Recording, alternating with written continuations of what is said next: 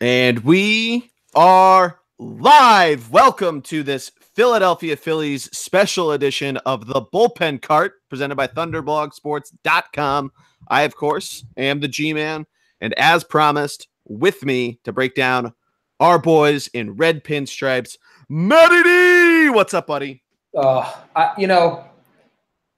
been a lot of Philly sports going on lately, and I was pushing you to have this special pod because there's a team that is not like. First of all, they didn't even get any credit for the fact that they won the World Series in 2008. Obviously, as we know, our beloved Eagles won. Everyone's talking about how they brought championship back to Philadelphia, but the Phillies have done it.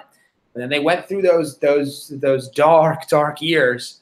And a lot of dark years. Yeah, and with all these other teams, kind of climbing, the Sixers in particular, we've kind of lost sight of this squad here. Who, I mean, they look damn good, and I've been very impressed. And I've been trying to tune into more games, and it's really made me, a happier guy. I love watching the Phils. Oh yeah, they're so much fun to just turn on the television. I can't wait to go to a couple more games, especially as the weather gets nicer. Get those shorts on.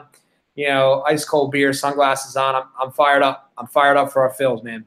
Hell fucking yeah. I cannot be more excited. The Phillies are, and I've talked about this a number of times, they're my favorite of the four Philadelphia sports teams. Obviously, I'm very excited for the Eagles.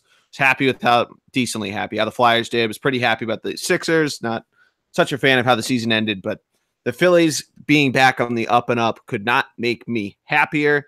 Aside from other things in life, but inside the world of sports, nothing really can make me happier than a good Philadelphia Phillies team. We talked about it though on Monday. We're doing this. It's a Phillies only podcast. So we, did our regular show. If you aren't a Phillies fan, go tune into the show that Greg and I recorded on Monday and enjoy that. But if you're here for the Phils, get ready because this is going to be a lot of fun. I'm really excited for it. We're going to try to go through almost every player on the roster, kind of look ahead on the schedule, some, maybe moments that you and I have thought, and really, maybe look at the trade deadline, some prospects, what they got in the pipeline. But I'm really excited, Matt. Let's jump right into it. Yeah, absolutely. I mean, I think the first thing to pick out here is this team was not expected after last year in particular to have much of a shot. I think the over-under was, 70-something wins, I think it was? I took a bet at 78 wins. It was actually in the minus category, so that means a lot of people were betting it. But at 78 was the over/under, which I thought they would be around a 500 team. Just the big wild card was the pitching, which we're about to get into, but it's done really well and really overperformed. Yeah, absolutely. I mean, there's so many young players that are coming up that maybe struggled last year a little bit. People were saying, well, maybe they're not ready, and they're all kind of bouncing back, and it's clogged. I mean, the whole, which is good. The whole organization is just clogged up with great players, and I'm excited, man. I'm really excited. I don't think we're a mirage because there's just so many people, so many guys, so many players that are ready to go. Oh yeah, no, I totally agree with you. I think the fact that so many of the young guys, like you said, might have either been shelled or really underperformed at the plate. They've come out and done very well. Not that they all have. There have been some, I wouldn't call them duds just yet because there's a lot of time left in the season for people to get healthy and really, get the ball rolling. But I mean, I think that's been the big factor there, and some of the signings in the offseason. Santana and Arrieta have been paying off, especially as of late. But it's just exciting to see. Yeah, I mean, I agree. And what I want to do is I want to frame it in where we are, and we're going to ignore the American League here. But when we look at the National League, yep, the Phillies are second place in the division, tied with losses with the Atlanta Braves. The Washington Nationals right behind them, 2 games back in the loss column. New York Mets, 4.5 games back, 3 games in the loss column. Bigger positive there, though, is the Phillies have a run differential positive of plus 42, and we're 16-6 at home, dominated home. Yep. Obviously, this division suddenly looks stacked. Looking across kind of the rest of the league, I mean, other clear powerhouses, I think everyone thinks the Arizona Diamondbacks are a pretty good baseball team, but the Dodgers tailed off. The Cubs, even though their run differential is still like plus 51, higher than the Phils, are still kind of mirrored down a little bit. But when you look across kind of the league, I mean, there's no clear – it's not like the American League where there's some clear super teams. It looks to me like this is a wide-open National League, and it's going to be a tough National League East battle with 4 teams, obviously the Marlins being terrible, locked in. I mean, it's exciting to see we're still in the race into May, and it looks like we'll be into the race well into June too, which is fantastic. Yeah, absolutely. And to give a further perspective on it, the Phillies, if the playoffs started today, would be the second wild card team going to Milwaukee. They would be 2 games back of Milwaukee for the first spot, but they're a game ahead of St. Louis, where they're going tonight to start a 4-game series. That's pretty crucial there. We're recording this on Thursday, the 17th, by the way. But then, as you mentioned, 2 games ahead of Washington. They're 2 games ahead of Chicago. The Cubs, the Rockies are right there as well. They just have a lot of losses because their games haven't gotten rained out. The Phillies have had 2 of their last 4 games get postponed into one with the Orioles into July and one with the Mets into August. But yeah, I mean, I think you're right. It's a wide open National League. You thought there might be this potential, but there was also the potential that teams like the Nationals and the Cubs could just really get off to an incredibly hot start and just run away with these and, not make it that exciting by the time June 1st rolled around. So, I mean, even if you just like baseball, this is exciting. Right. No, I agree. And I think when you look at the team, I would say, I mean, we're going to talk about both sides here, but you think the hitting would be what is leading us. But if you look at runs against, which is a critical number, we are number 1 in runs against in the National League. And we are, I believe, number 1, 2 in runs against. Only the Astros. The only team better than us by a wide margin in runs against is the Houston Astros across baseball. Yep. So clearly, we're getting it done with pitching and defense to an extent. I don't want you to think our bats aren't good bats. We've also won a lot of won and lost a lot of low-scoring ball games. It's impressive to me, and I think the headliner there, and everyone would agree, is got to be Aaron Nola, who early on, at least, I know it's early, is a contender right away for All-Star as well as a Cy Young candidate here as well early on in the season. No, I totally agree. One other note on pitching, just in general, we're second in home runs allowed across all baseball. And we pitch in Citizens Bank Park for half of our games. Exactly, which to combat, Greg referred to it as a Little League park, which you kind of alluded to. It's a home run friendly park. But the fact that that's something where we can finish, or at least be at this point, not finish, not even close to finished, at 16-6 is incredible. And just that fact, you're 7th in WHIP, 3rd in ERA to 2nd in runs allowed, which I think just means we played a lot more innings or a lot less innings than whoever's in 3rd. But yeah, the pitching's been great. But you want to jump right into each of the guys and talk about their seasons? Let's walk through it. Absolutely. Yeah.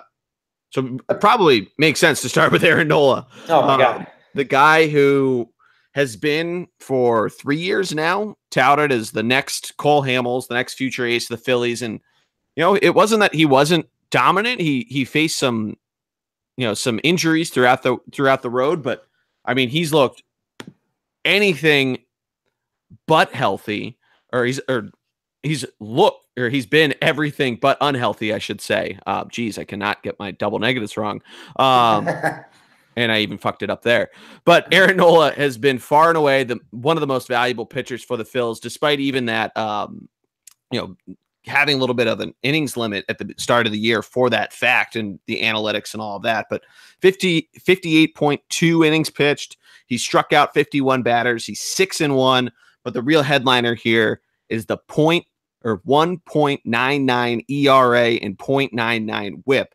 He's allowing a .218 batting average against. I mean, he is mowing down guys, Matt. Absolutely. I mean, he does definitely have that Cole Hamels look to him, doesn't he? Yeah, he does. Just he a little bit like him, right? With his size and length, I want to say it's a little. His numbers, I think, right now are a little unexpected. Just because, right. What really gets me though is of 9 starts, 7 have been quality starts. He's been going deep into games. He leads the Phillies in innings pitched, which is important. that to me is important. Keeps his walk numbers down as well. He's not a huge – he gets strikeouts, don't get me wrong, but he's not a huge strikeout guy. And I think one of the things you've seen a lot of pitchers, and we're going to get to another one on this roster who I think has this problem, is they're so concerned with throwing a strikeout. A ground ball, like if you watch Roy Halladay, Cliff Lee, Roy Oswalt, Cole Hamels, those guys, while they did get strikeouts, don't get me wrong, they also threw a lot of ground ball outs, quick 1 or 2 pitches into the at-bat, getting a guy to ground out. That saves your arm for later innings. And I think he's been doing a good job of that. That's important to me with these guys, having that ability to get out of innings quickly and not have to pitch a ton of pitches every game. That allows your manager to leave you in longer. No, absolutely. And I think, if you go even a step deeper into it, a lot of what he's been doing, because he still has great strikeout numbers. The strikeouts per 9 is 7.8. I'll take a 7 strikeout game over 7 innings any day of the week. You take a deeper step and look into some of the bigger stats of within analytics. He has an ERA plus, which adjusts to the ballparks they're playing in, of 196. And to give everybody an idea, the league average is 102. Really, without getting too stat nerdy, it's 91 points higher, pretty good there. The other one though is fielding independent pitching, which is basically you take out if you're playing ghost rules, almost like you do as a kid, where you don't have 9 guys in the field, and say what would be an out, what wouldn't be.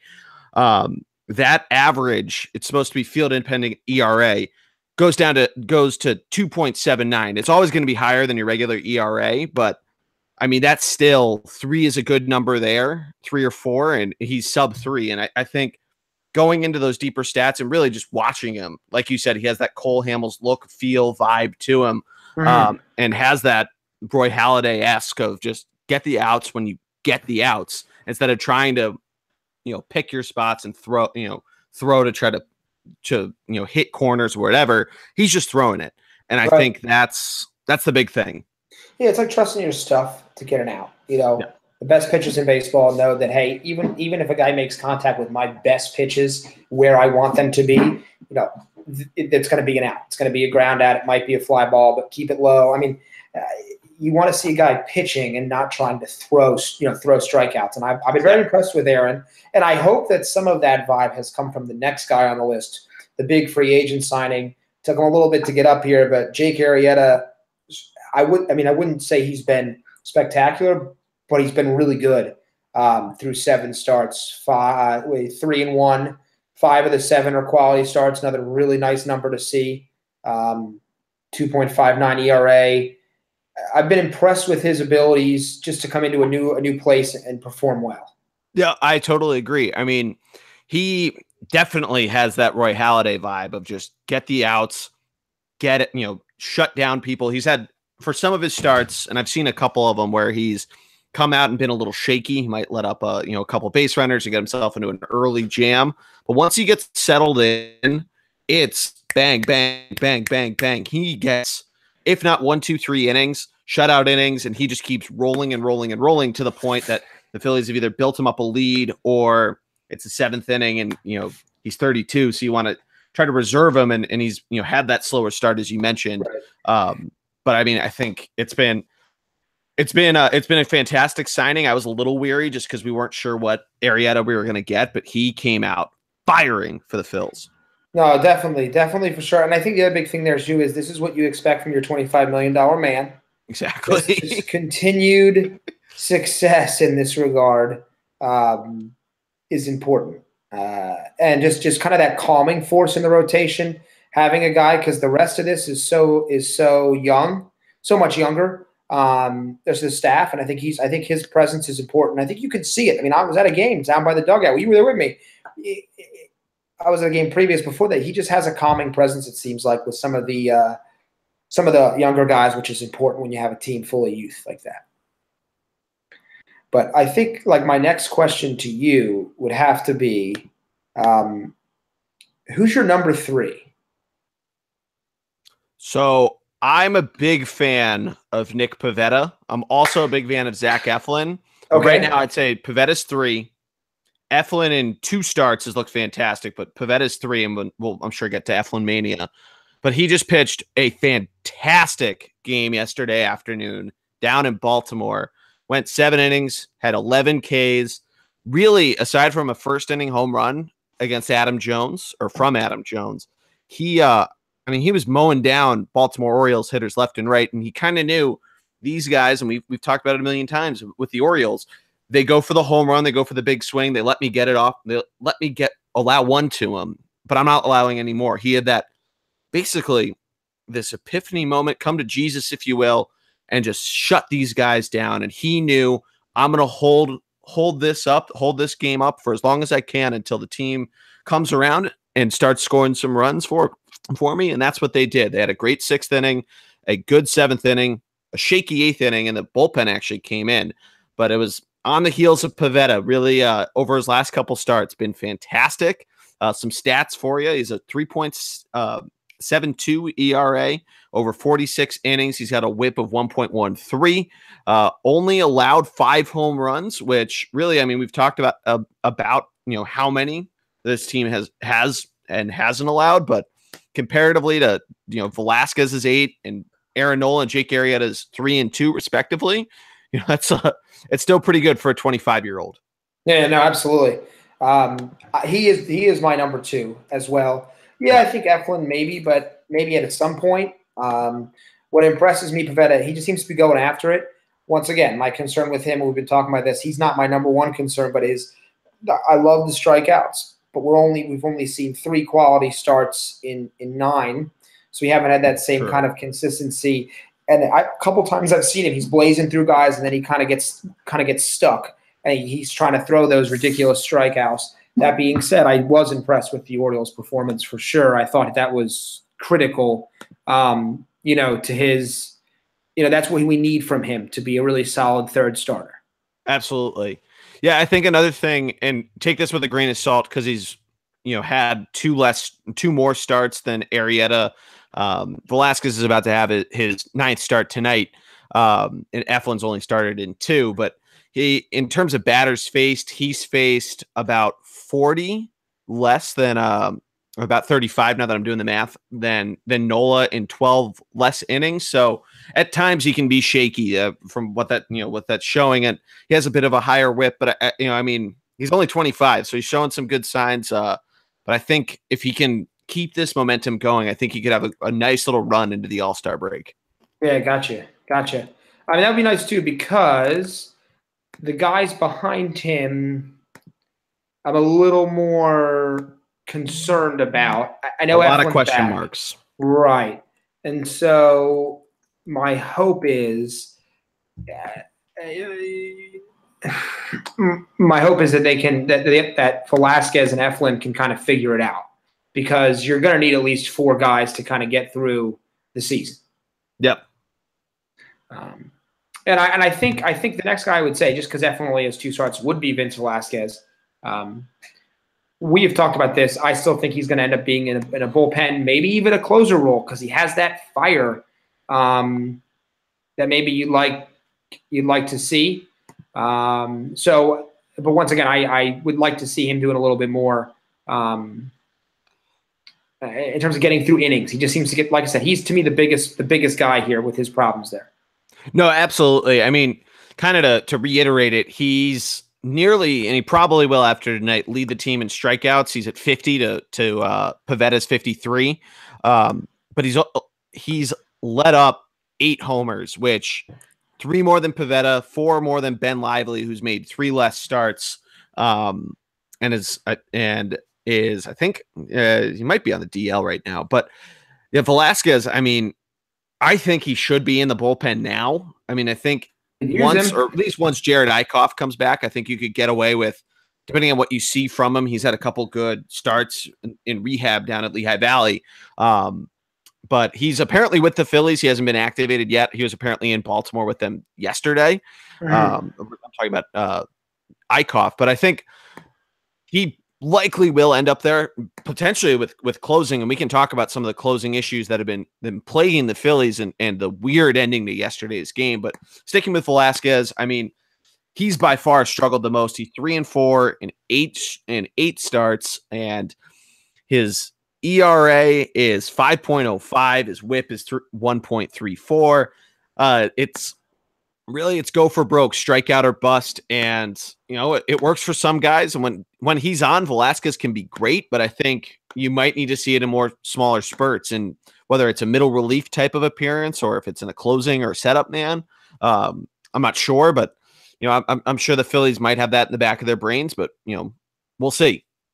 Yeah. No, I'm with you there, and I do think when Eichhoff does come back, that's a nice kind of slot in, because the other part of the equation here is going to be the bullpen. I'm not trying to be mean, but I'm very unimpressed with our bullpen in general. Oh, absolutely. It's definitely the positive is of all the things to grab guys in the trade deadline, the bullpen is the place to go. I've never been a big Hector Neris guy. He's okay, in my opinion. He's not a closer. That's how I feel.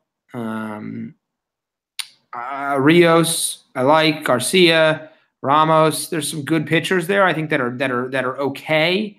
But we are definitely in the market for upgrading in that area. And if that could be Velasquez, that would be great. Yeah. I mean, there's a couple things, right, that they need. They need a lefty. They don't have a lefty in the bullpen. They've been sending guys up and down. Whether it's Holby Milner who was on the team or Zach Curtis, both of whom kind of traded off as the sole lefty reliever. But at least Ramos he's been the one bright star. He's looked pretty good. He's come into 19 games. He's finished 5. One of which was in a save situation last weekend against the Mets. And really it looked like he was going to have it yesterday, but he got yanked with 2 outs against the Orioles to give Neris the ability to close it out, sticking Ramos with a hold. But yeah, I mean, Ramos, when he's been on, has looked great. He is a great curveball and a great slider. But Neris, I mean, something got all fucked up in his head. It had to have, because this was the exact opposite of last year. He didn't start the season as the closer. It was Genmar Gomez who really stunk.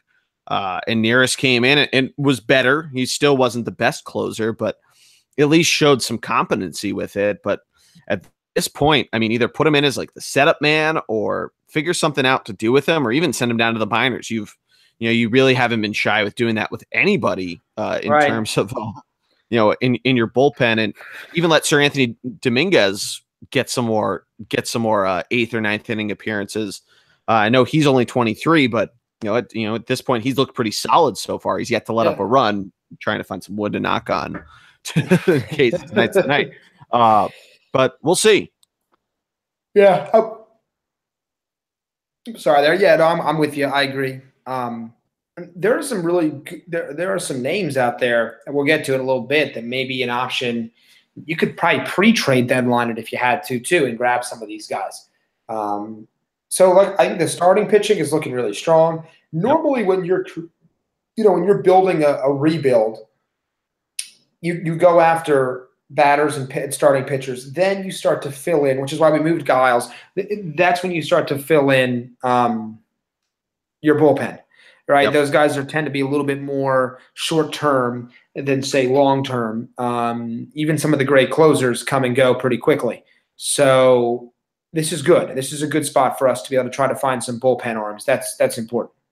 No, I would totally agree with that. And I think, when the time is right to make that move, is beyond me. I would think probably June, July. I would think the All-Star break is probably that golden window between that and it usually is for most trades. So it's, real smart insight by me. But I mean, we saw it last year when the Phillies moved Pat Neshek, and he even came back to the team, but you can get a nice haul right at the very end, the very end of the regular trade deadline.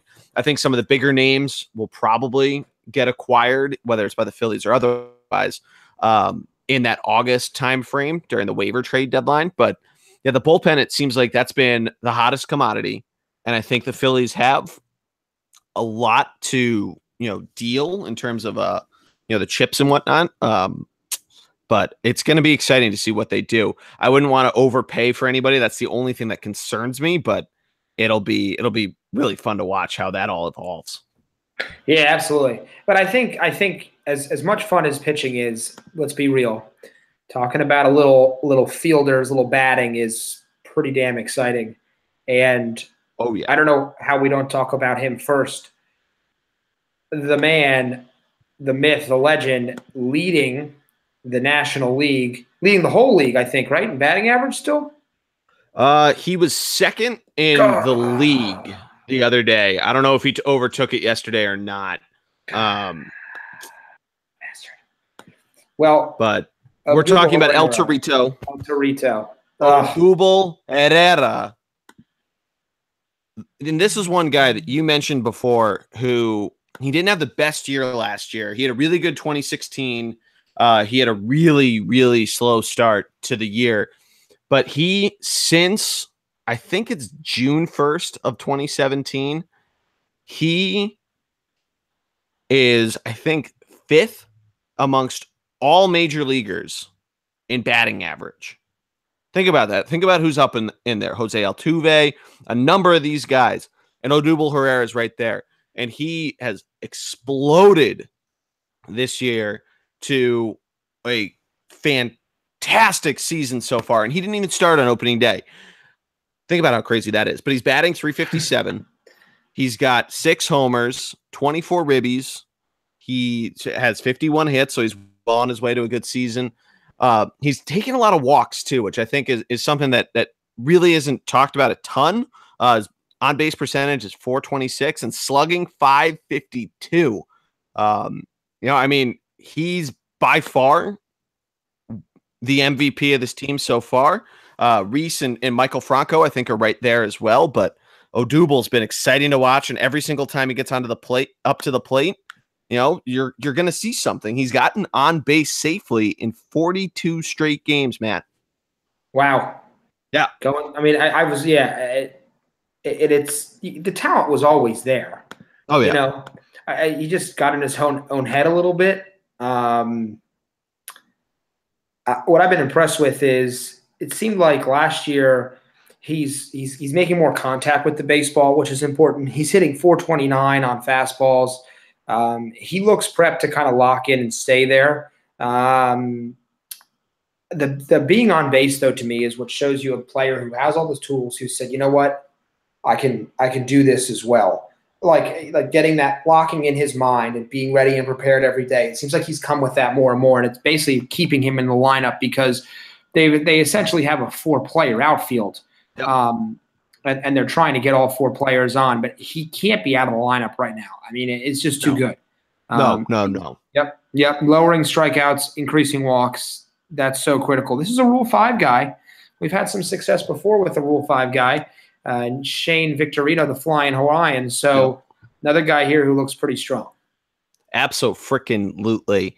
Yeah, I'm not sure what else can be said, but let's keep it going, El Torito. Yeah. Let's get some more O doubles. I mean, I think we just stay right in the outfield. Talk about a couple other guys out there. Rhys Hoskins now hasn't necessarily had the blazing start that he had at the end of last year. Obviously, playing in the outfield fully. 265 average, 5 home runs, which doesn't lead the team, but it's up there. I would say he's had kind of a conspicuous start, like not a bad one, but he hasn't necessarily been a superstar early. That being said, I mean, it's early in the season, and I think he just needs to continue to have consistent playing time. Yeah, I think so too. It's been interesting how they've been dealing with his move to left field. With Carlos Santana playing in pretty much every game, he's been consistently out and left. He played DH yesterday, which was something when they went down to Tampa last month. They'd even said, no, we want to get Rhys as many reps out there as possible, but good on them putting him in left and kind of utilizing everything you have for your outfield unit. But yeah, Hoskins, I think a couple good notes is while he has had a slower start and he's been in a slump as of recent, he still is getting RBIs left and right. He's at 26 right now. That's good for third best on the team behind Franco and Carlos Santana. He's not afraid to run, which I think is something that is definitely what you want to see, especially from a young quick guy. He's 3 for 5 on stolen base attempts. Takes a lot of walks though. He is the team leader in front of Cesar Hernandez at 30 walks. So you're almost getting type of Bobby Abreu almost type of vibe. He can hit home runs with 5 drive-in runs, but really drawing out those walks. And while the bat gets warm and he keeps drawing walks, we could see a pretty impressive OBP by the end of the season. Yeah, absolutely. And the positive is, as good of a start as Ben, you've gotten guys like this who have just kind of not caught fire. Not a bad. I'm not saying he's had a bad start. Just I'm excited to see that.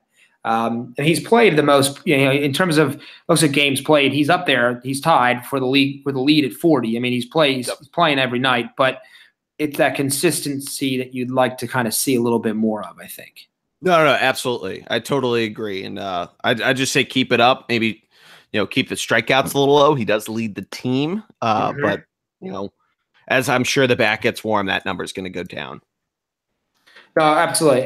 So those are the two big guys. But to me, the other two guys in the outfield, they're battling for the other position, the other spot, unless they move Reese back to first base at some point. Don't think you're going to do that with Santana and, to be honest, his monetary contract. But Nick Williams and Aaron Altera are battling for that third spot in the outfield. Neither has gotten off to a good start. We've seen Williams better as of late. I was going to say he's kind of perked up as of late, which has been really important. He's batting 247. Altera's batting 192. Damn. So that's enough of a difference where I think at this point Williams is kind of pushing himself ahead to an extent. And I think he could break out here and kind of be the everyday third outfielder if they're willing. I'm a big fan of both, that being said. And it's a shame that we're kind of jammed up like this. But it's a good problem to have when you've got two guys who are both swinging the bat well. No, I totally agree. And I mean, if you remember in 2008, when the Phillies last won the World Series, they did have a debate in right field. And then, one guy ended up, really proving his worth. And that guy happened to be Jason Worth. I made a little pun there. Yeah, try it. I try, man. And he, the other, but he ended up, doing great things for the Phillies until he got lured away. And now he's not even in the majors, but nonetheless, I was about to say a really good thing on Nick Williams is that he's left-handed. They have just Odubel. That's a fully left-handed hitter. They have Santana and Hernandez as switch hitters. But he's a lefty and he's very fast. Nick Williams is, I don't know if the fastest guy on the team, but he's up there. And I think when he gets on base, which he's been doing more and more, he also has been drawing a number of walks and strikes out less than Altera. So I think that's invaluable in terms of proving his worth. But as he gets on base, there's a number of times that you can see a ball go into right field, right center field, and Nick Williams might score, depending on where you're playing, obviously, and if it can get to the wall. That guy is fast enough that he could zoom around the bases. So, I mean, that makes me more exciting. I know it's a little more of a small ball type of ideal mindset there, but I think they can utilize him more and more. We've been seeing him bat 2 a number of times, and especially until they figure out what's going on at shortstop. Having him batting after Cesar Hernandez, and really too, and we're going to get to him in a second, but Carlos Santana's batting average woes helps Williams in this regard. But we'll see how it all goes. But I'm excited to see how this all shakes out in the outfield, because I think, at least for right now, you hit the nail on the head with how much you're paying Santana. You can't afford to not play him. So keep Reese in left, put Odubel in center, and then Nicky Williams in right field. And then if you want to give Odubel a day off, move Williams to center and put Altera there, or you can even put Scott Kingery out there. We've seen him get a couple right field starts. Yeah, I'll tell you, Scott Kingery, we'll get to him in a second. He's been critical with this team because he can just play everywhere, basically. Yeah. I think the other thing you got to think about here is Nick Williams was a big-time prospect. Aaron Altera really wasn't. And there's always going to be that little bias that goes on, right? It's like a first-round pick in football versus a sixth-round pick in football. even if they're playing at the same level, well, he was a first-round pick. Well, Nick Williams was a big-time prospect, so that's going to play into it. But like I said, it's a good problem to have when you have four guys like this, hanging around, and maybe one becomes trade bait, but we'll get to that. I was going to jump actually behind the plate next, talk about one of the more interesting positions, I think, on this team, and that's at the catcher spot, which is being held down by Jorge Alfaro and Andrew Knapp currently. Yes. And I wouldn't consider each to be having a great offensive season. That being said, defensively and their ability to call games, your team's ERA, while it is obviously primarily on the pitcher, I think a lot goes into it with the catcher as well. Oh, totally. Yeah, I mean, Jorge Alfaro is batting .239, which we got a little lucky with Carlos Ruiz a couple years, but even in the heyday of the Phillies, he was never a superstar catcher. No. In terms of hitting. So, and then Andrew Knapp has done very little at the plate, batting .175. He's the backup catcher for a reason. You'd always like to see production everywhere in the lineup, but that's one place where they really haven't had a ton of production. You're okay with that, though. If anything is going to be a weak spot in the lineup, let it be your catcher. He's got enough to deal with elsewhere. So I think totally. I'm okay with that. Even though Alfaro was a big-time prospect that came over, he was the Hamels trade, right? Yeah, he was. He was a part of that. Okay, he was one of the bigger names in the Hamels trade. So we'd like to kind of see him. It was him and Nick Williams, right? Yeah, him and Nick Williams. Jake Thompson. Was Velasquez in that, or was Velasquez in the Giles trade? I don't remember. Yeah, it's one of those two. It came from Houston. Yeah. Or no, Cole Hamels went to Texas. Never mind. Rangers, yeah. Texas team. Came from that state. Yeah, but I'm fine with that. I think the other guys, jumping in, you brought up Carlos Santana, but quickly, I wanted to make a comment on the defensive ability. Yeah, Andrew Knapp does very well on calling the game. Alfaro has an absolute hose of an arm. That guy can, if it's on second base, he can gun out 95% of the league. I mean, obviously he's hitting a little better and can hit for a little more power. So if he's in, and he's been getting his fair shake at games. He's played 28 games to Knapp's 21. But I think Alfaro is probably the guy of the future. But Andrew Knapp is hanging around there, and it's not a bad problem to have two catchers hanging around. Again, the 08 Phillies, they had Chris Coast hanging around. Really, I think they traded him away at the deadline, but that's when Ruiz started to peak. So, we've seen this. We've seen this story before, and it's okay to see. Right, yeah.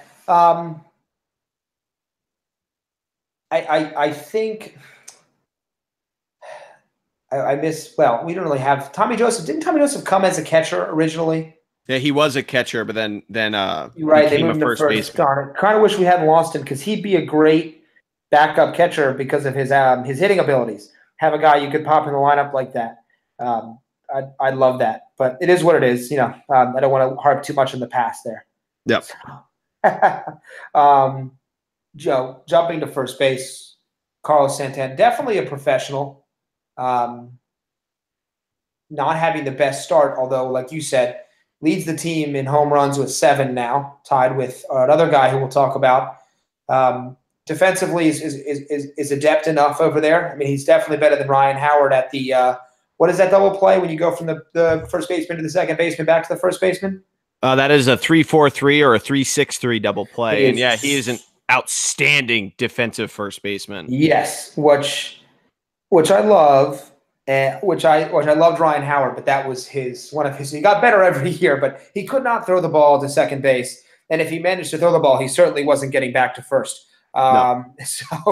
So it's good to see somebody over there. He just has that look of a baseball player to me. He's got a lot of pine tar. He's chewing whatever he's done. I don't know what he's doing in his mouth. But it's good to see the power come back. We just need to see the average bump up a little bit. Would be nice. Yeah, we've seen it go up. He's in his last 10 games, he does have 8 hits. He's taken his batting average from 171 to 192 coming into tonight. And he's hit 4 homers in that. So he's had a nice little run as of late. But Yeah, I think that batting average will start going up. That was a traditional thing in Cleveland almost. You saw it with Edwin Encarnacion last year. You saw it with Santana. So I'm not too worried. I mean, the defensive abilities that he shows behind first base, I think, money aside, he proves his worth in terms of being on the field, and the bats will come. I mean, like you said, the guys that need to step up when necessary, step up. So I wouldn't be too worried right now if you're a Phillies fan, which obviously you are if you're into the podcast at this point. I think Santana's going to be, he's going to keep on creeping up his average. I mean, you definitely want it over the Mendoza line, but I think he'll be well into the 200s by the time the season's well and done. Yeah, no, I agree. Moving right along, I think Cesar Hernandez continues that strong start, trying to make himself untradeable, which would be great. He's had a pretty good start to the year. Dinged up a little bit here and there, but I mean, you have to think he's not a guy you're going to be looking to move at this point. I mean, I know Scott Kingery's there, but if Kingery can play elsewhere, I don't know. I'm struggling. It's like this big dilemma I have with Cesar because I love him. And moving Galvis freed up the spot for Crawford. What about third base? I'm stuck with Kingery and where to put him. I got a bigger problem with the infield than I do with the outfield because there's so many guys that I want to see get playing time. I do as well. And it's interesting that we talk about Kingery because he comes up as a second baseman. He's played third. He's played shortstop. He's played right field. He's played left field. Why haven't we seen, and is it just because Cesar's earned second base to be solely his? But when he first came up, he played plenty of shortstop. I mean, did he have an issue with moving back there and letting Kingery play where he came up through the minors playing? I mean, because we've seen, if you look at his highlight reel, he won the fucking minor league gold glove as a second baseman, or silver glove, excuse me, that's the name of the award, as a second baseman. So is it possible that you move Hernandez over and give Kingery some reps there? I mean, I wonder if they're also maybe saying, hey, look, Hernandez is good at second base. Kingery, can you play shortstop? Yeah. Or can you play third consistently and have success there? Because we already know what Hernandez brings. What can you do? But I do agree. I think that's a little strange. I don't think it's happened once. Right. I can't remember a game where he's been on second and Hernandez has been on third. Shortstop. Yeah, exactly. That's what I mean. That. Yeah, that's kind of an interesting one there. I think he's been exclusively second base. Right. I mean, the positive now is that Kingery can clearly play everywhere, which is a fantastic trait to have. Makes him very useful, like a Ben Zobrist type almost. Yeah. That's a really good call. Yeah.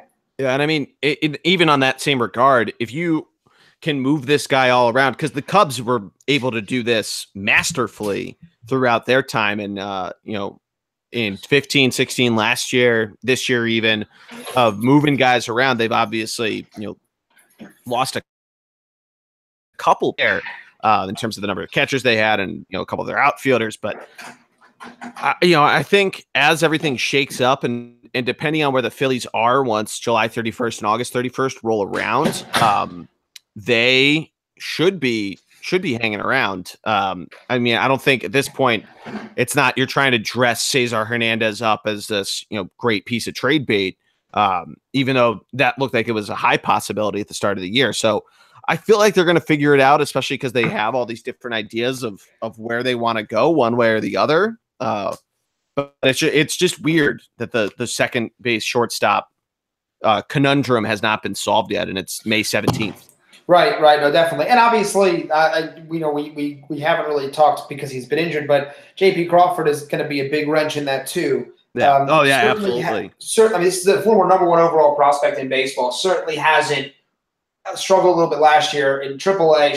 Certainly hasn't stormed to the top of the list, which may be another reason why you're seeing Hernandez so much at second, because they want Kingery to be the shortstop, and maybe Crawford isn't in their future plans. But you got to give a guy who was number one prospect, 2 years ago in baseball.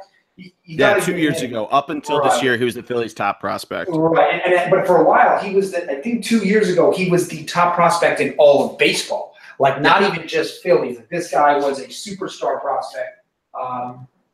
You got to at least give him an opportunity to prove, that he can be a great, that he can do it because, the tools are there. This isn't a draft pick. This is a guy who was the top prospect of baseball. That leads us to the next guy in the diamond, which is Maikel Franco, who, after basically being benched, thinking he was going to be the cleanup hitter of the future here, isn't starting, not starting an opening day, and he's come off to a roaring start, 7 home runs, batting .273, which is really important. And he's looked much better as a third baseman / pinch hitter. The problem with him is he's one-dimensional. He only plays third base. Yeah. So you're not dropping him in games late for his defensive abilities. You're not able to move him around and get him at-bats as much as Kingery or even Crawford and Hernandez. So they've really got the whole infield. They're one guy too many in the infield. Yeah. And really even you could almost say 2 guys because you could argue that Hoskins should be a first baseman. So that's why we had questioned the Santana pickup. We were like, well, why are we signing this guy? We already have a first baseman, a.k.a. Rhys Hoskins. It's a good problem to have, and thank God Kingery can play everywhere because it allows guys to have days off. But it's a problem that we're going to run into all season until we hopefully get to the trade deadline or make a move. But even then, I like all these guys. I don't want any of these guys to go anywhere. It's a problem. I know. I really like our team. I want to add guys, but I don't want to take anybody away, and that's impossible in baseball. No. I totally agree with that. I think, the one thing with Maikel Franco that almost reminds me of an infield version and a lot faster, which is why you don't see him get pulled late in games, but a version of Pat Burrell. Yeah. He's a power hitting guy. He can get a good average at times. He can look really shaky at other times, but a guy that you could even use as a spot here and there. You can definitely start some guys around or over him and really insert him into the lineup as you really want to, because you can put him as your 2 hitter. You can put him as your cleanup guy. I mean, they batted him all the way down at 7th at times this season. So I mean, really, they can move him around, as they kind of see fit, depending on lefty, righty. But I've been really happy with how he's been doing. I mean, he's a guy that really needed to come in, and we've talked about this to death, but he needed to come into this season and really, show what he had for this team, because otherwise he was probably either going to get dropped, cut, or try to throw him in as, in some type of trade, as the, player to be named later even. But I mean, looking at just other numbers, .273, which is one of the higher batting averages on the team. He's only struck out 20 times, which that's even less than Odubel Herrera, the guy that we're giving all this praise to. He has 7 homers, the team leading 29 RBI. So I mean, he's definitely shown what he has, and if he keeps it up, I mean, it's hard not to keep him at his spot. Right. Sometimes you gotta light the fire under these guys because they get in, they get anointed. Franco was anointed as kind of a star coming into last year. The next great was Herrera. Right. Next great Phillies power hitter, and he had an awful year last year, and this year he's responded, which is good. Not only good for him, but it shows the organization knows what they're doing too, which is impressive. No, like I said, absolutely. I'm struggling with who to get rid of. Yeah. No, I agree with you. It's going to be really, really interesting. And I mean, I think that wraps up for the players. So let's just jump right into kind of thinking about, if the Phillies are hanging around where they're at, they're 8 games above 500, which that's important to note because the last time the team even touched that number, including 2 years ago when they had that great April and first half of May, the last time the Phillies were 8 games above 500, Matt, was the final day of the 2011 regular season. Wow. So they're and this is their best start since that same season. But I mean, they're on a really good pace right now. And if they can keep it up and they're in a position where they're, even if they're not the second wild card team, in the July 20s, right around Jordapalooza 8, if they're, within 5 games, I mean, they go for bullpen. We already established that. But where else do you think they should go? Do you think they add another starter? Do you think they try to maybe package a player here or there and get another bona fide superstar? I mean, is it worth it to try to rent Manny Machado? Right. Yeah, I mean, I think a couple of things to think about here. I think in order to look at what you're going to do, you have to look at what you have. And so a quick overview of what our minor league system looks like. Our number one guy right now is Sixto Sanchez, a starting pitcher. Now, he's down in Triple A. Reading, right? No. Is he Reading? I thought he was at Triple A. Oh, Single A. I'm sorry. I think he got called up to Double A, but we can confirm that. But yeah, tell us more about Sixto while I do that. Well, first of all, he won the ERA crown in the Golf League back in 2016. We signed him in 2015 for just $35,000, which is like the biggest steal of all time, apparently, because he's excellent. He's got a great stuff, great stuff, great feel. He's actually not as tall as you would expect. He's only 6 foot tall. He can get to 100 miles an hour with the fastball. He's got a good two-seamer with sinker. This guy, what I'm trying to say is this guy looks like, I know he's young, he's only 19, but he looks like the real deal. He's your number one guy. And the only way you release a guy like him is if you're getting a guy like Manny Machado. So we also have Adonis Medina, another single A guy. He's 21, another pitcher. So we got two young pitchers. Adam Hazley's a young outfielder, once again AAA. Mickey Moniak, an outfielder, a first overall pick a few years ago. Seems like he's coming around, but very young. So those top four guys they're all expected to come up maybe 2019, but probably not till 2020. Yep. There are big name guys right now. Now you've heard some other names that have kind of fallen down. Roman Quinn, Dylan Cousins need to do a little bit more to get there. So there's enough guys here that you can make moves and kind of deplete this a little bit if you see fit. Yep. And obviously you can trade a couple of these starters. These guys up in the big leagues already. I would like to see a move to get Manny Machado. But if you've got to somehow figure out a way to make sure that's not a rental. No, absolutely. I mean, even if it's something where you trade him and immediately re-sign him like the Phillies did with Roy Halladay, right? That'd be something that'd be awesome. And to clarify, those guys are on the high A Clearwater Threshers. So you were right in single A, not double A for me. But I totally agree with you. And trying to get somebody like Machado, if you're gonna unload guys of this quality, you need to almost put a stipulation. You want to play shortstop? Great. We have this big hole in our shortstop area right now. JP Crawford isn't really looking major league ready. We're putting fucking Pedro Florimon out here. We want you long term. You do basically the opposite of what they tried to do with Jake Arrieta, which that's the only thing that scares me, is because they're so smart with how they've been trying to do the analytics and all that they may try to shy away from doing that and think that they can, outsmart him in the offseason. Yeah, I agree with that. Here's the thing. I don't think we need to rush to make a move. No, I agree. Yeah, I mean, frankly, this probably isn't the year. If there's another World Series championship in this window that's starting to open, it's not 2018. So you could afford to let him go to fucking wherever, whether it's whoever is hanging around there. Let's say the Brewers, let him go to the Brewers for a year and then get him in December. Right. Yeah, I do think. I mean, a couple. Other guy to look at is it Zach? Is it Zach Britton with the Orioles? Yeah, the closer. Right. Yeah, he's been very hurt, but yeah, that'd be another guy that you could try to look at. Yeah. Also, Cole Hamels is in the running here, and that team is floundering. You got to think he's a guy that could possibly come this way. Another young guy would be possibly Chris Archer. That's a really good one. We need another starter. Now, I'm not convinced we do, but he's only 29, and he's a pretty affordable contract that runs through 2021. So he hasn't been great this year, but he might be able to buy low, which is always fantastic. Always great. Yeah. Always great to find that arbitrage.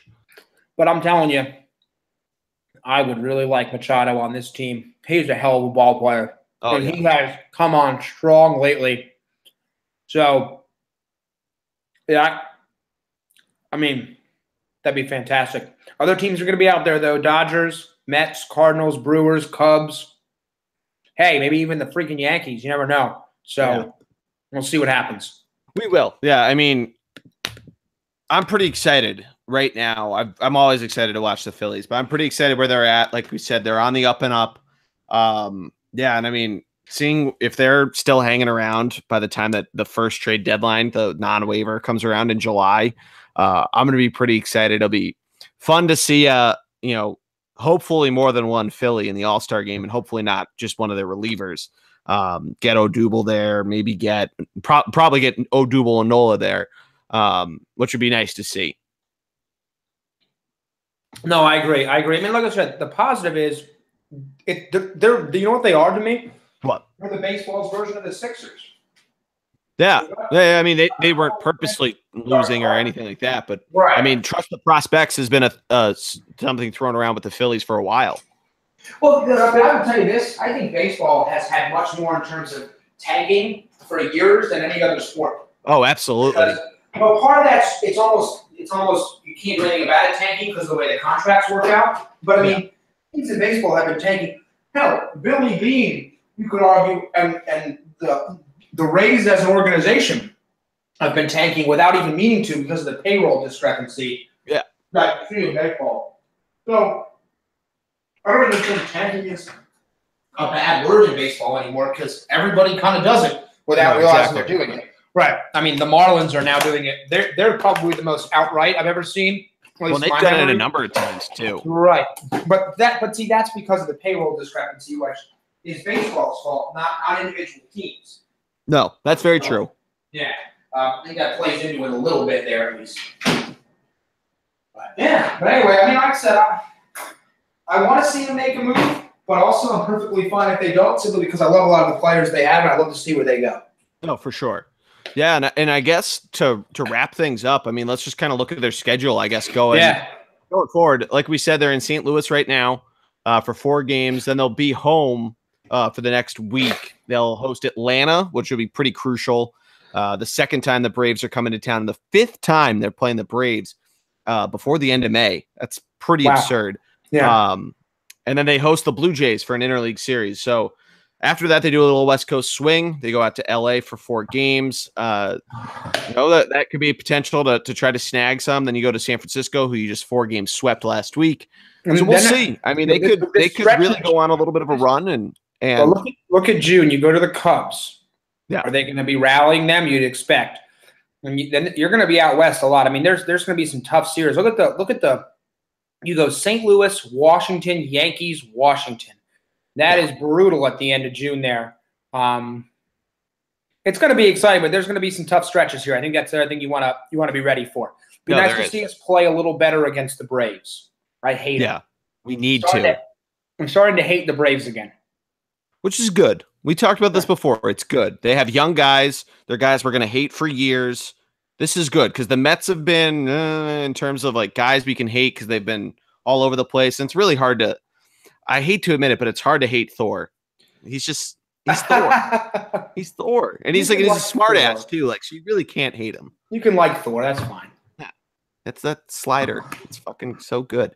Yeah, but I mean, we'll get to the midpoint of the season and those, you hit the nail on the head. Those last 12 games are going to be really flying by the seat of your pants before we hit July 1st. And that's going to be exciting to say the least, but scary a little bit. No, I agree. I'm looking forward to it though. And excited to see this team kind of continue to progress. Absolutely. But I think that's going to wrap it up for us, Matt. Is there anything else you wanted to cover? No, that's really it. Just get out to the ballpark soon if you can. Stay tuned for more from us, obviously, as well. We're looking forward to your stadium snacks when you do so. Say that again? I said tweet us your stadium snacks when you go to the ballpark. Yeah, please do. We'll talk about you on the air. That'd be fantastic. We'd love to hear from you.